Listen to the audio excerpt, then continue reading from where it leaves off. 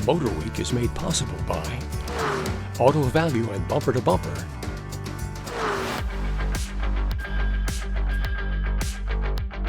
I'm here with Dieter Lorenz from Bosch, and we're going to talk about the importance of a complete brake job. So why is it so important to do a complete brake job? So we always talk of the brakes as a system. So it's not just the pads, it's not just the caliper. They work in conjunction. The rotors and the pads and the caliper all need to be working and functioning properly to maintain that safety on the vehicle. Okay, now what's included in a complete brake job? I know a lot of people want to do just the bad side, but the school of thought is to properly do it is to do by axle. So yeah, you are in fact correct. Ideally, everything should be done by axle. You may have one caliper that, let's say, has failed or is leaking or is needing to be replaced. The problem with just replacing the one is a lot of times this caliper is functioning very properly. It moves very easily, the pistons and the slides on the hardware. So you're going to get very nice even pad wear on one side, but now that other side is not going to apply at the same rate. So now a lot of times your problem is moved to a different side of the vehicle. That may be the next day, it may be 6 months, it may show up on your technician's test drive that now the car has a shimmy and pulls in the opposite direction. Right, so only doing the one side might save you a little bit money up front, but in the long run, you might have to charge that customer twice to do the same job.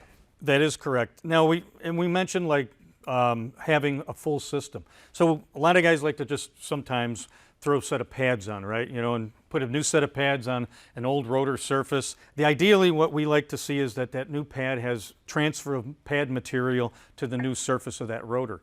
So that roughness of the rotor, we're filling in the gaps or the peaks and valleys of that rotor assembly. So we're going to get the optimal braking surface. Mating the two surfaces together. Exactly. So when they're doing the repair, we want to make sure we have a new pad that meets a new rotor surface so that transfer of material can occur. So if you're doing a new pad to an old rotor, you're not going to have that occur. Right. So that's going to give you diminished braking performance.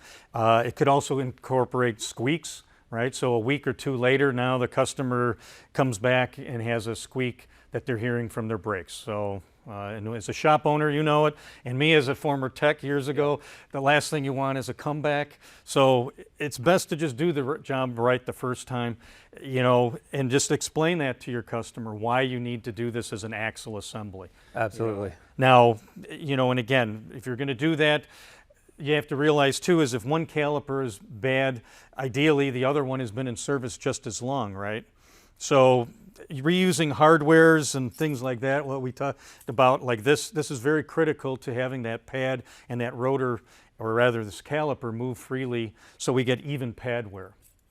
Yeah, and you get all those hardwares free when you buy a new pad, so it doesn't make sense not to use them when you're doing the complete job anyway. And then, you know, it's amazing a lot of the times that we get our brake pads, a lot of times this little packet will sometimes come back in many packs and it's never been opened. So now maybe some people have the bigger jar and they're using the bulk size, but a lot of times this brake lubricant that should be on all the slides and all the caliper points to allow free movement, people forget to use.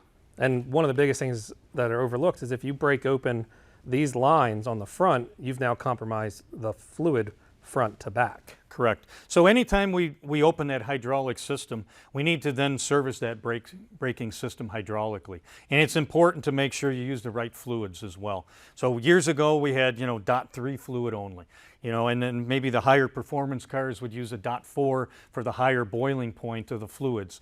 You know, now when we look at all of our safety systems with like this ABS modulator, this one, you know, has got a lot of rust inside, so maintenance wasn't performed, and that's why it's a prime example. So we now have LV, or low viscosity brake fluid as well. So it's very important to not only just service the system every 2 to 3 years, perhaps, as the manufacturer wants. It's just as equally important to use the right fluids. And it's clearly marked on either the owner's manual of the vehicle or on the cap of the brake reservoir underneath the hood of the vehicle. It'll tell you which fluid you need to use. That's great. And a lot of people don't realize there's more than 2, 3 different types of fluids. So picking the right one's important. And while you have all the tires off doing the brakes, it's a really good time to do a complete maintenance overview on the vehicle. What does something like that include? So typically when a vehicle's in for a service, just even a basic oil change or a tire rotation, most technicians and shops are looking around that whole vehicle, all four corners. They're not just looking at this axle or this side, they're looking at the back axles as well. You know, as they drive the vehicle into the shop, they're usually listening for noises, rattles, squeaks. You know, that may not even been on the repair order, but that's just how we act. I mean, you know, working in a shop, that's always what you were doing. You take a car for a test drive. Do you have a shimmy? You apply the brake pedal. Do we have a pedal pulsation? Does it pull? So these are all indications that we are looking to see if whether the braking system is functioning as designed, or maybe we have a suspension part that's worn that needs to be looked at further. Well, and they're bringing you the vehicle because they trust you. So if you take it and you do the test drive and you find something that they didn't know was going on, that's because they're building trust with you. They know that you are going to tell them, shoot them straight and tell them what they're going to need. Yeah, they may not like to hear it, but they need to hear it. They need to hear it. And that's why they come to us. All the work you do in your shop builds confidence and trust with your customers. And all the maintenance services that we talked about here do just that.